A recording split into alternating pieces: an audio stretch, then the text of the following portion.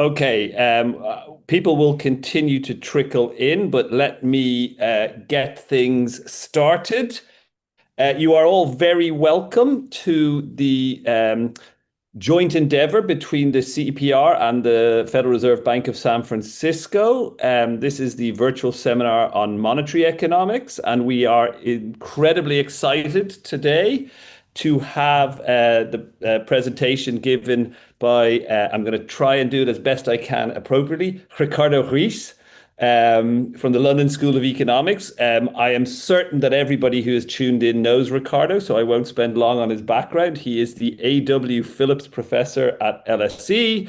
He is the director of the Center for Macroeconomics. He is the author of many papers that are both important and influential in the world of macro and monetary economics. And he's also the author of a book called A Crash Course on Crises, which is joint with Marcus Brunemeyer, which is on the shelf behind him. Yes. Available from all good bookstores from Princeton University Press. There you go. Uh, those of you who were here before will know the basic ground rules. The plan is that Ricardo will present his paper for about 40 minutes. During that time, if there are specific clarifying questions, put them into the Q&A. I will monitor that, and if there's an opportune moment, I might interrupt Ricardo and ask him to sort of clarify these things. Other than that, we will leave the last 20 minutes for more substantive questions and for wider discussion. Without further ado, then I will hand over to you, Ricardo. Very welcome to the seminar, and we're excited to see the paper. Thank you very much. No, thank you for having me. It's really a pleasure to be here, and especially a pleasure also to follow up with my good friend and really a phenomenal economist that is Ivan Verning, who gave this first talk a month ago, which I very much enjoyed from the audience. So let me try to follow on that very tough act and present to you this work that I have with my now, for the last few years, partner in crime, Salim Bahaj from UCL. So what is this paper about? It's an interesting, somewhat unusual paper, I think you'll find, but one that goes from the narrow to the very, very broad. So that by the end, I think it's quite appropriate for the seminar because it's going to be maybe one of the most monetarist papers you'll see in a long time. It's really about monetarism in the sense of a school of thought that has been around for many years, although it's become a little bit out of fashion, I think, in the last decade or so. This paper starts narrowly and ends broadly, and it starts narrowly with the parallel currency of China. What do I mean by that? If you have a bank account in renminbi and you're, say, a Chinese citizen, even though it's a bank account and you'd say there's one currency is in renminbi, and unlike the fact that there's only one renminbi paper currency, when it comes to bank accounts, digital money, there's actually two parallel currencies. Namely, if your bank account is in a bank in Shenzhen, in mainland China, then the currency of that bank account is the so-called CNY, Chinese yuan. But if your bank account is in Hong Kong, then the units of that bank account, the yuans in them, are actually a different currency called the CNH, where the H has come for essentially Hong Kong. You can officially convert them one to one in principle, but in fact, these are two currencies with different supplies of money, different settlement systems and different payment systems that trade in open markets, and therefore in exchange rate, they may deviate from one to one. Why? Why do you have these two unusual parallel currencies in your economy? And unusual to the extent that I think, well, from the experiment presented this, most Chinese citizens don't even know about it. Because starting in 2009, the PBOC, the People's Bank of China, started a strategy of internationalizing its currency. Up until 2009, much like the Fed in 1913, China was now a massive economic power in the world's largest exporter of goods, and yet you could not use yuans outside of China if you are not a Chinese citizen because of very strict capital controls. Chinese authorities had very strict capital controls on you being able to bring capital into mainland China or out of mainland China. And of course, the currency of mainland China is the CNY. So the strategy was to use this currency that was essentially created, it existed for a few years, but really comes into life in 2009, which was the CNH, which is an offshore yuan that myself, Michael, Claudiana, anyone can really hold. I can go to London now, because by the way, we say Hong Kong, but Singapore, London, Luxembourg, these are all the offshore yuan places, financial centers, where I can go now, if I walk into HSBC, I can open a yuan account, there'll be a CNH account. There's no capital controls in that. I can go and buy my coffee in Chinatown if you want, or my dinner using CNH. There's no restrictions in the ability to do so or to pay them or not. Whereas me, as a non-Chinese citizen, I cannot have a CNY account. Is this unusual? It may seem so, but actually it follows a long tradition in monetary economics or even international economics. And how is it that you go about creating a or implementing a capital control? Namely, in many countries, when you want to do a capital control, how do you actually do the capital control? Well, you say that if I have dollars and I want to go to a country in Latin America that has pesos and they put capital controls, the way to do it is, well, if you want to bring money into this country, then you have to, through your dollars, the only way to buy pesos is to go to one, sometimes more than one official state banks or even the central bank. And it's when you convert your dollars into pesos to get into the onshore market, to get into that country, that you need to pay the capital tax. Well, likewise, what the Chinese authorities did is that whenever you want to convert CNH to CNY, they were going to put capital controls in that conversion. If you're selling thousands, millions of goods on a daily basis, it's impossible to put a little Tao tax in all of these capital going back and forth. But what you can do is when you're converting from foreign affairs, CNH, into mainland China, CNY, that's where the capital control is going to bind. And the way it binds, or those capital controls are strict limits on how much each Chinese household can convert CNY to CNH. So for instance, a Chinese household who wants to enroll their children at a great institution like the London School of Economics and needs to pay the tuition, has an annual limit on how much of their renminbi, their yuan, their CNY really, can be converted to British pounds. Why? Because they need to convert it in the back door into CNH, who then buys the British pounds. On top of it, exporting firms against their invoices that they receive from selling their goods in dollars, really then eventually into CNH, will then have against those invoices the ability to convert CNH into CNY to pay their wage bill and whatnot. And so, and I told you, households, firms, also financial firms have a limit according to precisely the liberalizations that exist, the limited ones of the capital account. But all of the capital controls are implemented at the CNH CNY conversion, and that is follows an historical parallelism, but does it differently because this is now a currency that has an exchange rate, unlike previous capital controls working through central bank or state bank money. So far, so good. That was the strategy to do it. But this comes with two important monetary tensions. The first one is Gresham's law. If the exchange rate between CNH and CNY, which I'm going to call E throughout, deviates from the official one for too long, say if mainland or onshore versus yuans are worth a lot less than offshore yuans, what you'll have is that those capital controls will come under extreme pressure. Why? Because as a Chinese household, even though the law says I can only transmit every so much yuan onshore to offshore, if the exchange rate deviated a lot from one, guess what? I would take the subway from Shenzhen to Hong Kong, stuff my underwear with withdraw from CNH, stuff my underwear with paper currency, cross the subway, hope not to get caught, and go and deposit in the digital money of the other one. Why? Because both CNH and CNY can be converted to paper money at one. Likewise with the invoices and everything else, every other capital control, if you have too much of a deviation from this parity, you're going to have a huge incentive to escape capital controls. Tension two is that, again, you want to keep a closed capital account, which has been a priority of the Chinese authorities. And yet, here you have the CNH freely trading internationally as something that myself or anyone can really hold. So what this paper is going to do is the following. I'm going to try to do four things in the next 35 minutes.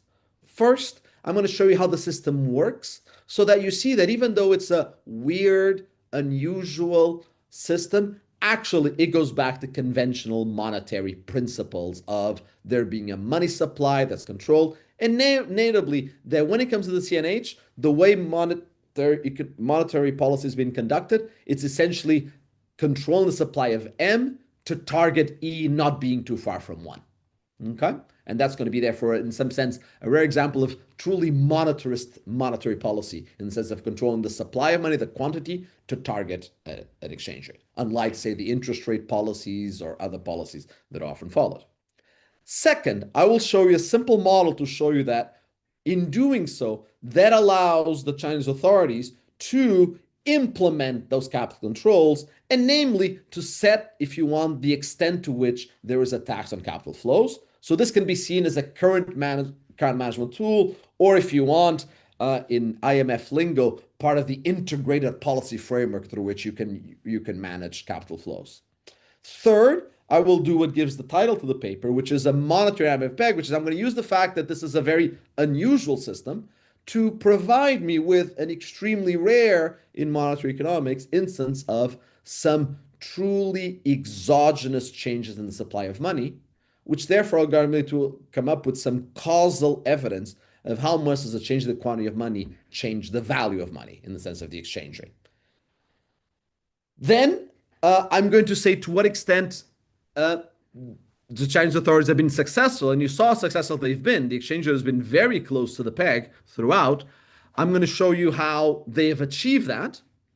And that's going to lead me to tell you about liquidity policies. Namely, I'm going to show you that actually controlling the money supply has been only 1/6, and I'll tell you what 1/6 means in terms of the keeping the peg holding. 5/6 have come from controlling the money demand. Well, what do I mean for authorities controlling the money demand? I mean liquidity policies, interest on discount windows, constraints on the ability to manage liquidity by banks, and other policies of that type, reserve requirements. And those I'm going to show you are going to be as or more important than controlling supply of money in order to keep the peg. So, without further ado, Ricardo, yes, could I just one interruption? I'm just going to throw a couple of questions at you, and you can deal with them as you explain how the system works, because I think that's what the questions are coming in about. So one is to answer who actually issues the CNH, whether that's the PBOC or it's the Hong Kong London Bank. The second, and I have no idea about this legal aspect, but is it an infringement of the IMF's Article 8 prohibiting multiple currency practices? I don't know if you will have anything to say on that. And then the other question that came in, but I think you've answered it already, was what does the data say in terms of the exchange rate varying from parity? And you sort of showed us that it did pretty well there. Yes, it does very well. So answer to the first question, wait a minute. I'm going to show you exactly who issues it. Answer the second question, I don't know, but that's not my understanding of Article 8. But I haven't looked at this in a long time. I know exactly what article you mean. I don't think this violates it, but I'm gonna have to punt. I'm sorry, I'm just not ready to answer that question. I haven't looked at this in a long time. Okay. Answer to the third question, especially since 2017, the peg has held extremely well in the sense that deviations from it have tended to be short-lived. It's very close to serially uncorrelated day to day, and the standard deviation has been something like 10 basis points. Before that, note that there were some big deviations. So here to the left. Everything I'm going to tell you is about the regime that's been in holding since 2017. If I have time at the end, I'll tell you about why it didn't work so well before. So that's the answer to the three questions. Perfect. Who issues them? Let me start by reminding the audience, with the apologies to the hardcore monetarists in the room, who know how does the central bank control money? You know, the typical macroeconomist has heard about some helicopter dropping things, and obviously that's not how it works. The way it works is that if you have a central bank holds government bonds, lends money to banks, and stuff. Central bank liabilities are deposits of banks, sometimes called reserves, that's the US lingo for it, or issues bills. Many central banks issue short-term liabilities, and then stuff. Whereas on the other hand, you have a commercial banking system that also has government bonds, but can hold these central bank bills together with the reserves, and then collects deposits and can borrow from the central bank from these lending facilities, together with stuff. How do we control the money supply? Approach one, the Fed's one, although a pretty rare one, the Fed is one of the few central banks that does this, is what's known as open market operations, which is you increase the supply of reserves by buying government bonds. Banks give you the government bonds and hold more reserves. Given that, then, given those reserves, the banks may want to lend them out, collect deposits, and money multiplier set in. But that's open market operations. Much more common in the world, actually, and some central banks do this explicitly, the Riksbank being one of them, is the central bank issues 30, 60, or 90-day bills, could even issue more. And what it does instead is, instead of buying and selling government bonds, it retires or increases the supply of these bills, and then the exact same system works. Okay? Why does this happen in many countries? Because it allows for a much stricter separation between monetary and fiscal operations. Number three, and by far the most common way of doing things, is to issue reserves in order to lend money to credit the account of loans given to commercial banks, who then will have reserves going up and central bank facilities going up. These are, in a broad sense, the three ways in which money gets printed, with different central banks using different mixes of those. So, how does the CNH works? First, if you look at the People's Bank of China, what you will see is that there are CNY deposits by banks that are held by the so-called CNY clearing banks. These are 7 Chinese state banks, or I think all but one are state banks. They are the ones that issue CNH money. So the issue of CNH money is actually done by not the PBOC, but by the 7 clearing banks. They're the ones that run the payment system, the RGTS, the real gross time settlement system, and make all the payments. But note that they issue them against reserves of the PBOC in CNY. If you were to aggregate these two, and remind you again, these are mostly state banks, then you would have a conventional central bank issuing CNH.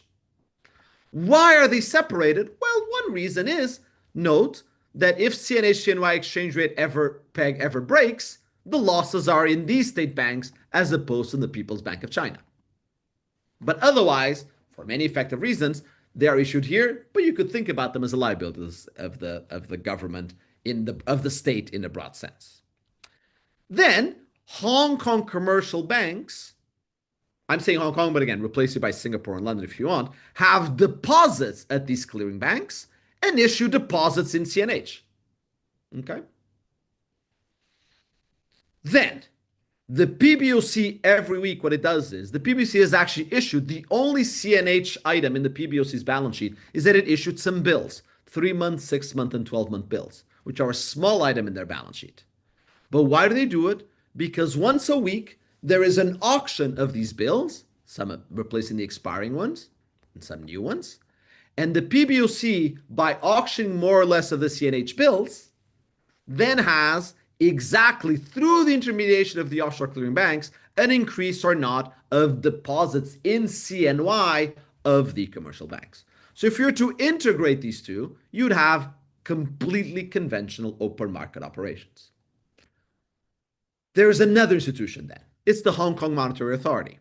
For reasons of financial stability, because you have all these large Hong Kong banks with CNH deposits, they run 2 operations, a discount window, and which happens on demand, as well as the so-called primary liquidity providers balances, which is overnight, where they lend money to the CNH banks in CNH. And how is the Hong Kong Monetary Authority able to do it? Because they hold deposits at the offshore clearing banks. Okay? So again, and the HKMA does this at an hourly basis where it manages the total supply of M through a lending facility that it gives to the deposited banks there. Again, though, if you were to integrate these 3 central bank arms, you would get a completely conventional monetary authority doing control and supply of money through liquidity, through lending facilities. That is, there's no open market operation because there's no CNH government bonds. But you have completely conventional monetary policy in this very unconventional decentralization in terms of using lending facilities and central bank bills to control the monetary policy. And peculiarly, the control through the bills happens once a week, whereas the control through lending facilities happens hourly. And you have these 2 institutions, the Hong Kong Monetary Authority and the PBOC, both trying to preserve the peg for financial stability reasons, broadly speaking, keep the capital controls as well, in order to be able to keep this peg under control. Okay? That's how this works there. This took us months to figure out. It's very hard to figure out. PBOC is very untransparent about it. But if you spend enough time, especially, and we wouldn't be able to write this paper without the work of the Hong Kong office of the BIS, as well as Hong Kong Monetary Authority, you're able to figure out that this is how the money supply gets controlled there. That's how it works. Second, let me tell you now a little bit of theory of capital controls. Let me write the simplest model I know of a current account with some capital controls. That is a model where we have two periods, perfect foresight, some endowment of tradable and non-tradable goods, where the home economy gets utility from consuming non-tradable and tradable goods today and tomorrow, has this endowment, and can either save at home or abroad. Abroad gets a little dollar subscript with some given returns. So a home economy can either buy the tradable goods, which have this world price and therefore this exchange rate, or if you want just the price of the tradable, non-tradable goods or savings, or can save abroad in tradable units and has an endowment of the non-tradable and the tradable good, where again, $8 is the price of the tradable non-tradables. Tomorrow I eat, I have my income tomorrow, and I collect my returns from the two investments. Key, though, is that the government comes along and subsidizes or taxes. I put it here as a subsidy, you'll see why. But again, you can see the tau is negative. Any return you get from investing abroad and rebates in equilibrium all the revenues that it gets from it in a lump sum form. Okay? Very simple current account model. I need to have two goods so that I have an exchange rate, tradable, non-tradable. I need to have current accounts, you can save or abroad or not, but I'm going to have this tau, okay? As for instance, you will see in the canonical and really seminal papers by Ivan Verning and Guido Lorenzoni and others in terms of what a capital control is. Capital control there is a wedge, a tau, okay? Let me make some simplifications right away, if I haven't done already lots of them, which is, just to really emphasize the point, I'm going to set all the endowments to 1. I'm going to set the interest rate domestically to be just equal to the inverse discount factor. We will be in equilibrium. I'm going to have log preferences. Why? Because then I'm going to have the trade balance being a simple expression. And I'm going to assume that you have enough tradable goods that the economy is a net saver. And that's why I put a subsidy here, because you're saving abroad. Why? Because I'm thinking about China and they have a current account surplus. That's it. Everything I say, you can make it for a current account deficit. This simple economy is an economy in which the uncovering disparity condition linking tomorrow's exchange rate with today's exchange rate is linked to the gap between the interest rates and, of course, the UIP wedge, which is given by the capital, by the current account subsidy to the capital flows subsidy. The same applies to the foreign investors, by the way. If they want to invest at home, they also have to pay the tau or receive the tau in that sense. Then, given the fact that the current account says that the current account surplus has to be equal to the amount saved abroad, combining just these two equations with just the budget constraints, you get the solution to this very simple model that the exchange rate is given by this expression. Namely, the exchange rate depends on the ratio of how much you want to save, how much tradables you have to save, and how much you like the tradables non-tradables. But importantly, that by changing again capital controls, the wedge tau, you can affect the equilibrium exchange rate. And again, Lorenzoni, Verning, Javier Bianchi, Enrique Mendoza, many papers over the last 30 years that discuss capital controls, the way they mold them has this wedge. A higher tau raises the UIP wedge, therefore depreciates the exchange rate. $1 goes up, meaning the tradable goods, the non-tradable goods are worth less relative to the tradable goods. And it does so to raise the current account surplus. So far, this is international macro standard at master's level model. But question I want to ask is, which you may have asked whenever you've seen these models, some curious students or researchers, how do you implement this tau? I mean, what you mean there's a tax or a subsidy? How do you do it? Let me show you then my model of the Chinese onshore-offshore economy, or better even, a model of any onshore-offshore economy that tries to implement capital controls using a dual currency. Change the model as follows. Imagine that you have some utility from the offshore deposits. That's just to generate a demand for money. They're useful for you to buy, sell things. Again, send your kids to the LSE and pay tuition. But now you have a following strict capital control. You are unable as a Chinese household to save abroad. all you can do is hold offshore deposits. And of course, I mean here at the margin. You're allowed to up to a certain amount, but at the margin, you can only hold CNH deposits, which will give you some return. And where E, as opposed to E dollar, is now the price of offshore to onshore currency. Again, CNH to CNY. Okay? It follows right away from this problem that you're going to have some demand for offshore deposits. Depends on what's going to happen to the UIP, if you want exchange rate here, but the comparison of the interest rate you earn on those CNH deposits relative to the CNY onshore domestic interest rate, where the highest is going to be the return on the onshore deposits, the more you want to hold of those deposits. There's going to be an interest rate semi-elasticity here, which is just given by this expression, given my very simple log formulation. Second, there's capital controls on foreigners. They cannot hold onshore assets. All they can hold is offshore deposits. Therefore, there's going to be a UIP condition between how much those offshore deposits give me and converting back into the onshore foreign exchange rate. I need to take into account the onshore offshore exchange rate in the intermediation from onshore to offshore to dollar. The crux of the model comes on these offshore banks. There's going to be these offshore banks that are going to lend onshore, fine, but they hold this offshore money, these offshore reserves at the central bank while raising deposits offshore. They earn some interest rate on the offshore reserves, deposits at the central bank, again, these state clearing banks, and they pay some deposit rate on the offshore deposits. Importantly, there's going to be some liquidity cost that prevents just a pure equalization of this. Namely, the more reserve to deposit ratio is, the more reserves you hold relative to deposits, the more you reduce this liquidity cost. What do I have in mind as a liquidity cost?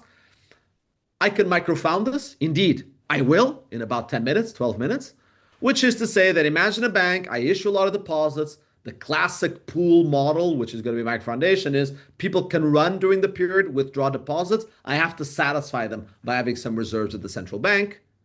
Otherwise, I'm going to have to go and borrow at the discount window or from someone else in the interbank market. Therefore, if I have M over divided by D equal to 1, the liquidity cost is 0. But as soon as I start doing fractional reserve banking and I have M less than D, then there's a cost that there's some probability I might have to go and borrow at the interbank market or from the discount window, and that lowers my profits from here. Okay? There's actually many ways to microfound this phi. A lot of theories of banking and liquidity management are nothing but a phi function. But to keep us focused, I'm going to do the microfoundations later. Why? Because then the consequence of this problem is that the bank is going to the interest rate that it earns onshore relative to the interest rate it earns on deposits, reserves, well, it's willing to tolerate a lower return on reserves because reserves have this liquidity benefit. They give me liquidity benefit of allowing me to back my deposits.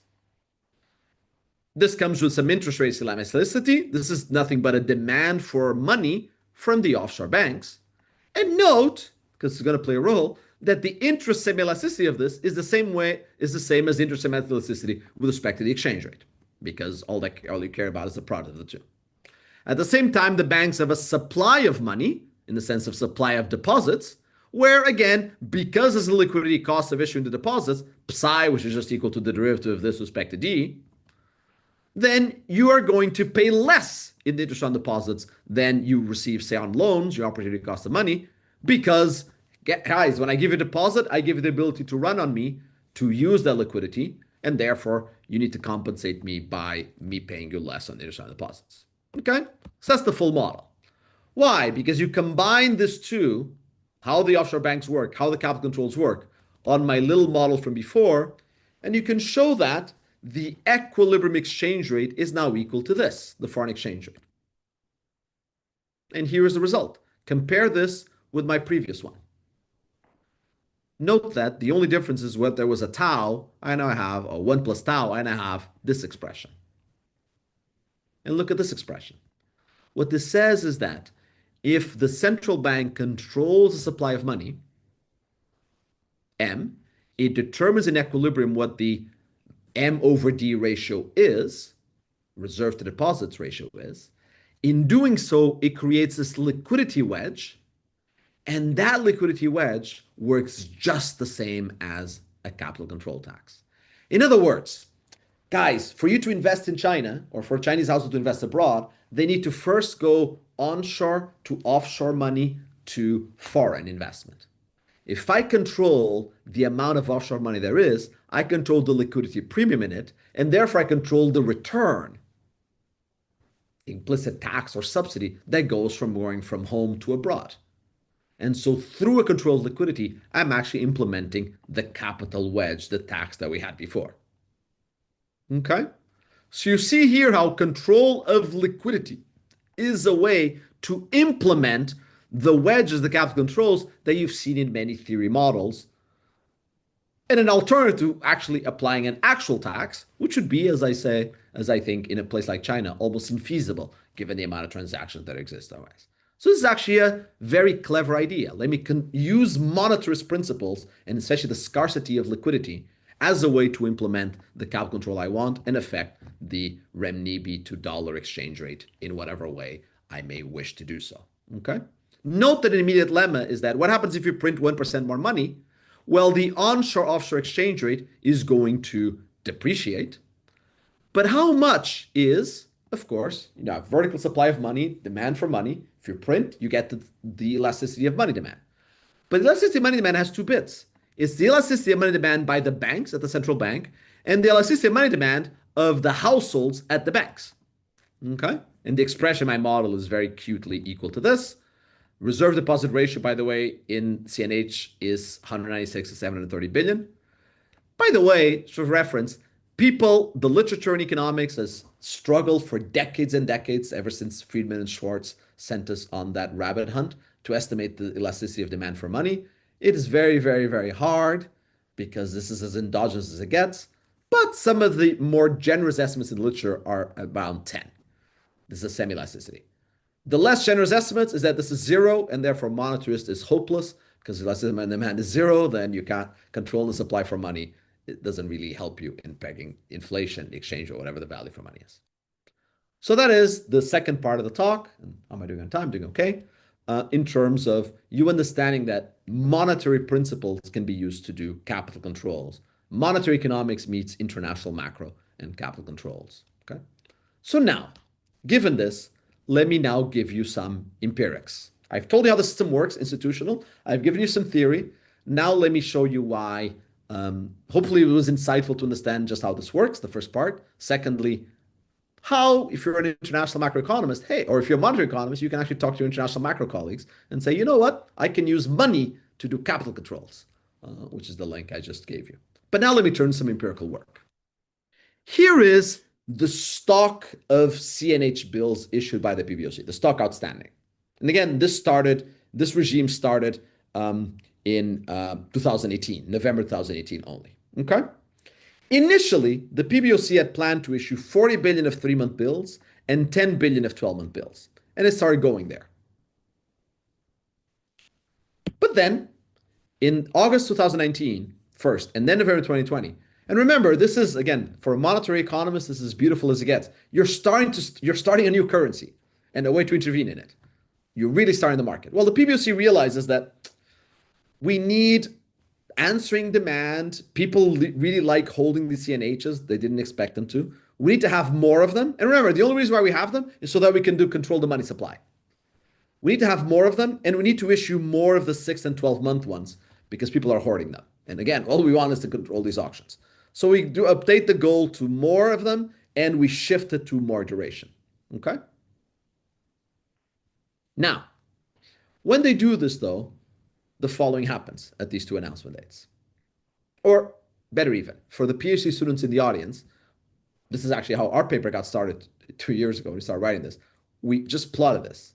And you look at this and you say, someone made a mistake. Supplies are not supposed to have these wiggles. What the heck is going on? Okay, somebody had a fat finger problem and put some digit wrong there or something. It can't be right. No.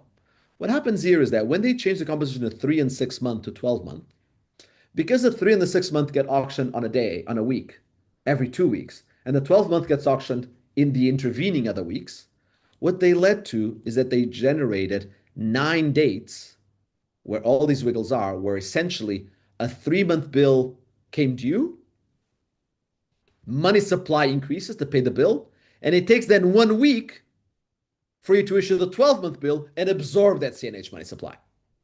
And so you end up with 9 completely for operational reasons, completely exogenous changes in the money supply. Again, you may say, didn't the PBOC know about this? Sure, but they said for a week, who cares? That's certainly all the documents we found for them. And indeed, they didn't do anything to change this. Second, this is an anticipated shock. And you may say, doesn't the CNH-CNY exchange rate respond on anticipation? Of course it does. But the cool thing is that in a model of scarce liquidity, precisely because these are the anticipated changes in the quantity, you can back out beautifully the slope of the money demand, the slope of the phi function if you want, because there's no news effect. Everyone knows that within a week, everyone, meaning the banks transacting these CNHs, know exactly the quantity of money is going to be different. So you can back out exactly the pure liquidity effect, no news effect, no policy anticipation effect. So you have beautiful 9 exogenous dates in the supply of money. Again, this literature, I think, there's a wonderful paper by Francois Velde on exogenous change in the supply of French money supply because of some funky things that were going on there. There's a wonderful paper by Nuno Palma on discovering gold and silver in South America and so on. But otherwise, there's almost never a change, and certainly not one in modern times, because almost always supply of money is a response to interest rates and what's going on. But here are 9 exogenous changes in the money supply. So as a rare person who's studied monetarism, who kind of likes monetarism supply of money, I have, together with Salim, an ability to test the following proposition. Does printing money, each one of these is a printing of money, you printed money to withdraw the bills for a week, does this lower the value of money? And again, you guys may say, or many people in the audience may say, duh, I learned this in undergrad, you print more money, money's worth less. But, let me be the obnoxious economist that economists have been the last 20 years with the credibility revolution. Those are not causal estimates. We actually don't know if that happens. We don't really know if you print it. We don't have causal ability to estimate this. And so here it is. Surprise, surprise. If you print money, the value of money goes down. So I don't know. I feel very happy about this because it's one of the first causal evidence of this. But I'm just teaching you something that we've been teaching every student for at least 50 years, if not 100. If you print money, the value of money goes down. These are some placebo confidence bands. Note this is significant in that sense. Okay. Moreover, note that what is the implied? The average expansion here was 5.5% of the money supply. The exchange rate appreciated by 0.11. 0.11. Oops, sorry, I had the previous numbers before. 11 billion of 196 billion money supply. That's the 5.5%. 0.11%. That's this number here. What's the implicit elasticity of money demand? 48. That's great news for a monetarist because the elasticity of money demand, as I told you, 10 was generous. 50 means you're in business. Control and supply of money can actually do things. You actually have an ability to target exchange rates if you think the elasticity of money demand is as high as this. Okay? So, first news is, again, I'm very excited about this. Most of you are not, but oh well. If you print money, money is worth less with an elasticity of money demand of 50. So I feel I can both teach this to my students, monetarism, as well as actually control and supply of money. Not just controlling interest rates. For years, for decades, we've moved to controlling interest rates because the elasticity of money demand was terribly low. It was a big reason. Maybe this control and supply of money is not such a bad idea. Why? Because the relevant elasticity of money demand is not me going and getting cash from the ATM.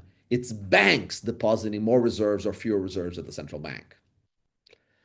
In turn, this leads me to then ask, hold on, how has the PBOC controlled the exchange rate? Well, if the exchange rate appreciates, print money so that it loses value. Again, if before I was using the PBOC bills, now, of course, the way to estimate this, though, is very hard because these are both clearly endogenous. But again, the weirdness of the PBOC, CNH, CNY monetary regime allows me to do a very rare ability to estimate the supply, the policy rule of supply of money. The theta. Why? Because the way in which, think about the mechanics of this, to manage my time better. The mechanics of this is that what happens when there's a shock to demand for money? I want to buy dollars. I don't want to buy a whole Chinese currency. Well, you need to go from CNY to CNH to US dollar, right? But that means that Whenever there's a change, less demand for yuan, you want to go to dollars, mechanically, in the short run, there's going to be a CNY CNH depreciation. Why? Because the CNH is going to appreciate relative to CNY, because that's the way you're trying to get to the dollars. You have to buy the CNH first before you can buy the dollars. But that means that we can use this smart instrumental variable, which is that whenever we see, because the way CNY US dollar exchange rate gets managed is that since 2016, 15, sorry, no, 15, end of 15, is that the PBOC tries to keep that exchange rate from trading in a 2% corridor around some parity rate, which is yesterday's rate. So whenever I see that the CNY US dollar exchange rate is hitting the 2% band, that becomes a very powerful instrument for the next day, the CNH CNY exchange rate being depreciating. And as such, this becomes a shock to the demand for offshore money as a vehicle to get money out of renminbi into US dollars, and therefore a money demand instrument with which I can instrument log E and get my estimates of eta to see how does the money supply respond. Briefly, I see CNY, CNA in instrumental variable or two-stage least squares language. Whenever you're trying to get dollars and the yuan is appreciating, you put pressure on the CNY, CNH exchange rate. I use that to then see how much does the PBOC, or in this case going to be the HKMA within hours, prints more CNH through the lending facility to keep the peg from breaking. And I can estimate the eta. Answer, and again, indeed, instrumental variables, the least squares I expect is biased downwards, that by running some local projections of, again, with this instrument, that indeed, when the exchange rate appreciates, the HKMA prints money within that day and the days after. So I confirm that there's indeed, that's a question, how do you keep the peg? When your currency loses value, take away money. When it gains value, print money. Again, we teach this to undergraduates. Here's causal evidence that's actually how you go about doing it. But this leads to a somewhat puzzling result, which is that after 1% increase in the exchange rate, roughly 0.8 of it within 5 days is gone. So again, the HKMA does a fantastic job day-to-day managing the lending facility. But this is 0.83. The problem is that they also, I estimated, printed 5 billion in renminbi of, again, CNH, sorry. Okay? Well, 5 billion of CNH, given my previous estimate of 0.011 of the impact of M on E, should lead to a 0.05 reversal back to the peg, the parity. 0.05. But the thing adjusted by 0.8. What's the rest? Well, 0.5 is just a shock disappearing, but I still have 0.25 that are something else. I need to explain 0.3 of the depreciation. And this policy rule can only explain 1/6 of it. So how are they so successful at the peg? Here comes something that I haven't mentioned before, which is that I allowed for the liquidity costs to depend on other stuff. Let me call it liquidity policies. Liquidity policies are something that's going to affect, of course, the demand for money by the banks. Liquidity policies, something that shifts the demand for money, would be the thing that allows you to keep the peg. What are they? I'm not managing my time great, so I only have 3 minutes. But briefly, liquidity policies are needed, not just empirically, that's the way they do the peg, I just learned. But more importantly, if you want to control E dollar while pegging E, I have both capital controls in this way, parallel currency. I go back to my two tensions. How do you do the two tensions? You need two tools. You need X and lambda. You need to control both big M and lambda to both allow you to hit the tau, the wedge, and keep the peg more or less under parity. You can't just do with M alone, and I just learned that M alone, for instance, is not just keeping the peg, okay? So in the remainder of the paper, and I'm going to skip this, we microfound those lambdas. We write a pool model where banks are subject to bank runs, and as a result, bank withdrawals, they go into other banks, and as a result, and please don't pay attention to the equations because I won't have time to explain them, what happens is that you, by setting reserve requirements, by setting the discount window rate, by allowing banks to manage liquidity between onshore and offshore, transfer across their branches, you are able to change the effective liquidity cost of money, where those costs of money is the fact that, again, after withdrawal, you may have to borrow discount rate at the interbank rate. We then go and test those mechanisms and show that indeed when by using our same instrument, and we show that this mechanism is really present, that by manipulating those tools, the PBOC has been able to indeed affect the exchange rate on CNH, CNY, and those bunch of interest rate, a bunch of instruments on that. But I'm down to 30 seconds. And so let me conclude in terms of what I've done. Okay.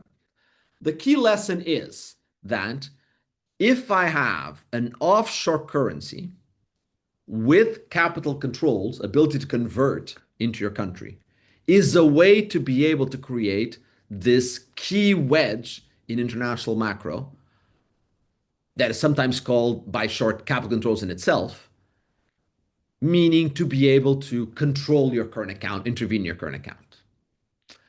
What are the advantages if you want of doing it this way?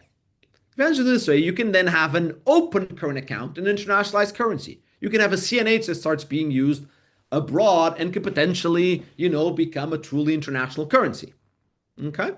Moreover, relative to the typical country that does capital controls, you don't have a black market. Why? The black market exchange rate is the CNH CNY. It's the onshore offshore exchange rate. That's what the black market is. You basically made the black market white. Yeah, there was a official exchange rate, but you now have an exchange rate there reflecting the shadow cost of the capital controls. Okay. Then doing this requires keeping money scarce and requires some pretty deft monetary management. And we learned that this works using monetary principles, but it does require not just working on the money supply, but also the money demand. So that's the lesson for what this is. And so, if Ecuador or some Peru or I don't know, whatever country you fancy, comes to you tomorrow and asks, how do I do capital controls? You can say, well, do this tax and this huge evasion. Oh, make it hard to convert your currency into dollars, but then you're going to have a black market exchange rate. Here's another way. Create an offshore banking system, create an offshore currency, manage the money supply of the offshore currency very carefully, manage the ability of banks to create that through liquidity policies and regulation very carefully. And here's another way to do this, okay? Along the way of studying this, though, the weirdness of the system in generating some shocks, generated shocks and instruments that allow me to revisit 4 fundamental pillars of monetarism. What is monetarism? Since this is the seminar in monetary, as I told you, let's go back 50 years. Again, most people have not learned about monetarism. But what's monetarism? Let me boldly claim that monetarism is 4 pillars. Pillar number 1 from Freeman and Schwartz, you print money, the value of money goes down. Pillar number 2, call it if you want the Michael Musa principle. If you want to peg the value, whenever the currency value goes up, respond to it by printing money. Principle number 3, Goodhart's law from my dear colleague Charles Goodhart. If you're just controlling the supply of money, the demand for money goes crazy on you. And it's very hard to peg inflation, the value of your currency very well. Well, you have to steer the demand for money using liquidity policies to complement the control of the money supply. 4th key pillar of monetarism, Gresham's law. Parallel currencies can only survive if the difference in value between them is short-lived and not very large. I've kind of used this CNH-CNY experiment to test all 4 of those. And I was able to get these 4 key principles, find evidence that indeed they are true, and with them estimates of the key quantities that are important to use principles of monetarism. So by the end, in a sense, this research, if you want, rehabilitates monetarism as something that we teach, but we stopped using a long time ago when we started moving interest rates. Many of my colleagues say it's an anachronism. We talk about printing money. What do you mean? Central banks haven't done this in decades. Well, it's still a set of very important principles for which we found very strong evidence. Let me stop there, already 5 minutes behind time. Ricardo, thank you very, very much. So on behalf of everyone, I thank you. That was incredibly stimulating. And like you say, this is a virtual seminar on monetary economics. And this was original conventional monetary thinking, not the unconventional interest rate stuff or beyond that we have. I've got a few questions myself. There's a few that have come in. Michael and Claudiana may also have others, but let me start with one, which I sort of I won't say struggled with throughout, but I was trying to figure out. You mentioned towards the end that one sort of benefit of this for China is they get to run CNH essentially as an open capital account currency. Mhm. It's only open offshore. Mhm. Is that, do you think, and this is maybe drifting into political economy, do you think this is a useful way for them to establish the renminbi offshore market to potentially one day open a capital account so they kind of do the transition in this parallel currency world? Because clearly there are also some costs to this, right? I was trying to work out exactly where the rents are created. Maybe it's very useful that the state banks are the majority of the what you call the offshore clearing banks, because any rents that they get from this are essentially state money as well. And I guess HKMA and the Hong Kong or London-based, commercial banks also get something. So do you have any sense of the size of those costs? And anything on the question of the sort of the political economy, the transition to an fully open capital account? Let me start with the second question. We started working on this because a couple of years ago, Salim and I had a paper on the PBOC swap lines and the extent to which they were being used to internationalize the currency. And the reason why I started working on this is that we got the legitimate question, which is when the PBOC lends money to the South African Reserve Bank, what money is it lended to? You can't hold CNY, there's capital controls. And then we learned, oh, it's CNH that they learned. That's what you meant international currency. And then I realized that the international yuan and the fact that it's 3% of all payments, that's all CNH. That's what we mean by international currency. What I learned in this project when it comes to internationalization of the yuan is that the payment systems is there and works very well. In fact, the velocity of CNH, Michael, is equal to the velocity of the dollar in the Fedwire system. If you look at just, again, number of transactions divided by stock. I now learned also that, London banks can issue CNH, and I could use CNH international as international currency to buy stuff in Chinatown, as I said. So yuan as a means of payment exists already. It's called CNH. Now, CNH, of course, subject to opening bank accounts in mostly business, and a lot of the new international yuan, digital yuan to be used abroad, builds on the system as well. Okay, so absolutely, the internationalization of the yuan comes in part through this system. You asked the question of can the yuan grow much more, and I get this question all the time since I've been working on yuan stuff for the last 3 years. And the answer is, let me give you two parts of answer to that, which is yes, it can. Temporarily, when we put sanctions on Russia, the oil market, and remember, there's now sanctions on Venezuela, Iran, and Russia. That's a lot of oil gets produced that can't be invoiced or paid in dollars. For a while, the role of the yuan in that market grew quite a lot. And for a while, the yuan was already in that little market, not an irrelevant market, that one commodity market. For a while, and again, there's very rough estimates of this, yuan started being 20%. So the dollar is a dominant force, used to be 100% of that market, and it's 90% of so many others, was absolutely questioned. That was possible because of this infrastructure that I told you. There is a payment infrastructure for it. However, it can never grow very much insofar as there's no store of value in CNH. What I assure is that there's a payment system, but there's a little bit of bills in CNH. But if you want to store your money in CNH and earn an interest rate, you just can't get very far. And so right now, the internationalization of the yuan is being hampered completely by the fact that there is no store of value. That store of value would always have to be a claim on onshore China. Offshore China, again, is a virtual world.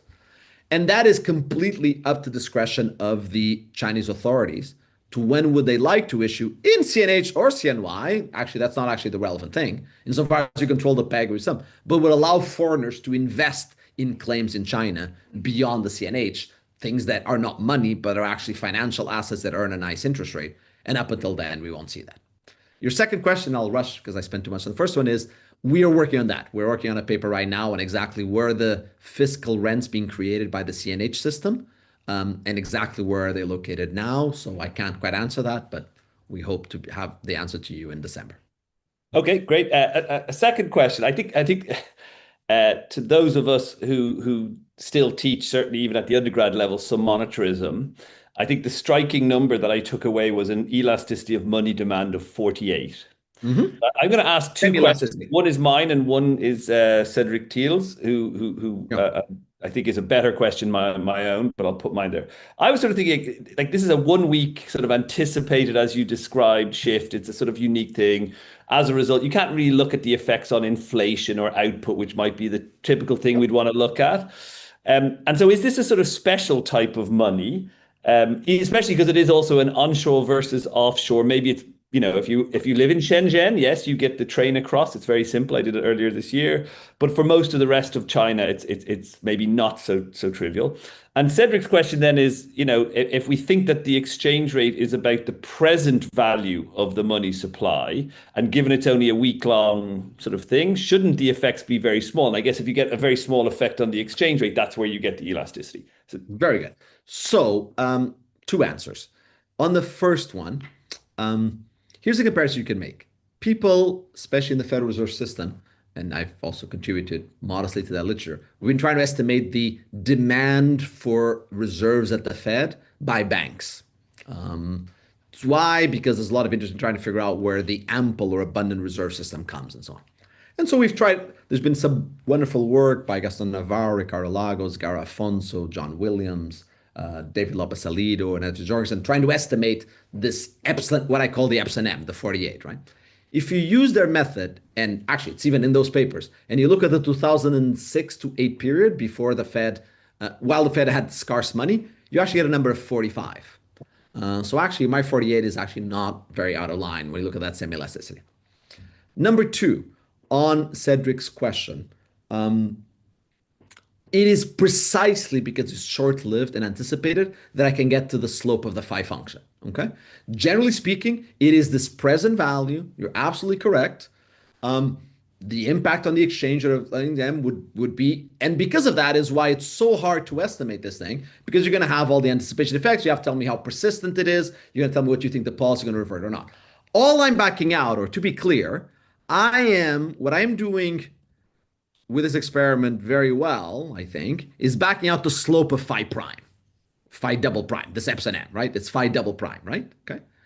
To link this to what's the impact of a typical d log e, d log m, absolutely depends on long runs and so on.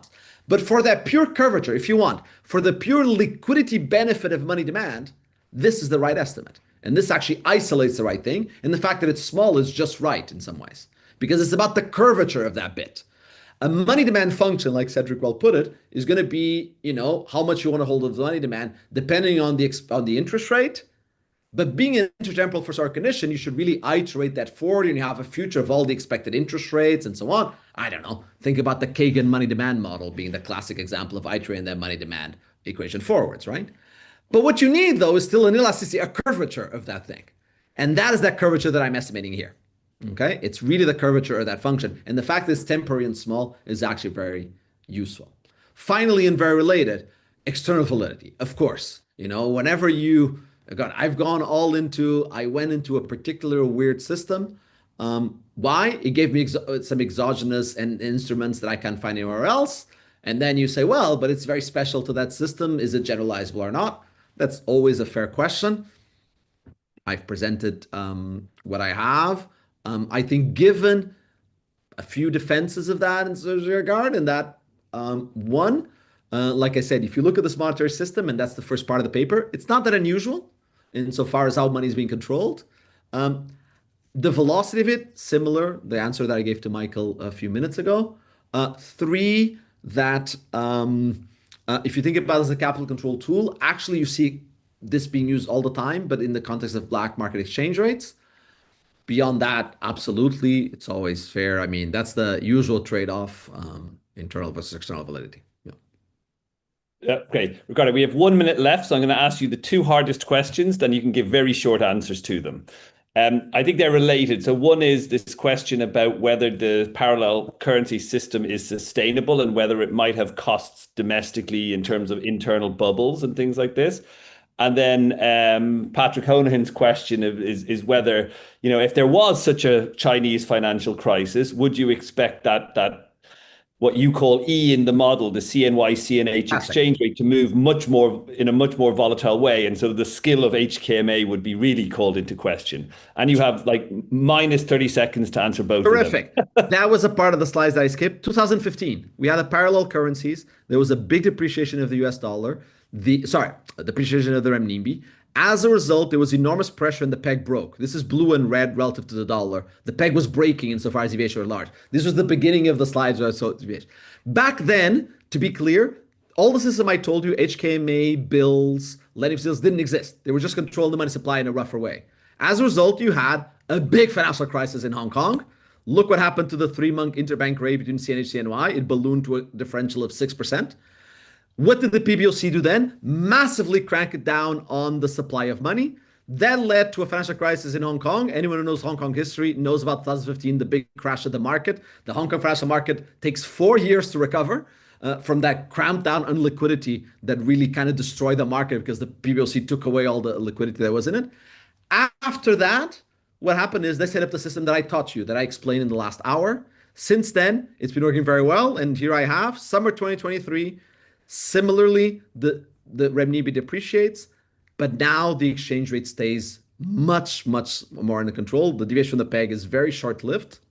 And the 3-bank interbank rates hop in by only 1 percentage point, not 7 percentage points. Why? Huge movements in that liquidity facility from the HKMA that kept the peg. So absolutely, there will be a crisis if you don't manage it well. They managed it very well in 2023, not well at all in 2015. And you see the spillovers for the way in which the Hong Kong market behaves after 2015 where you don't manage it well. Excellent. Thank you very much. There are still more questions, particularly on some of the like minutiae of the operation, but unfortunately we don't have time for them here today.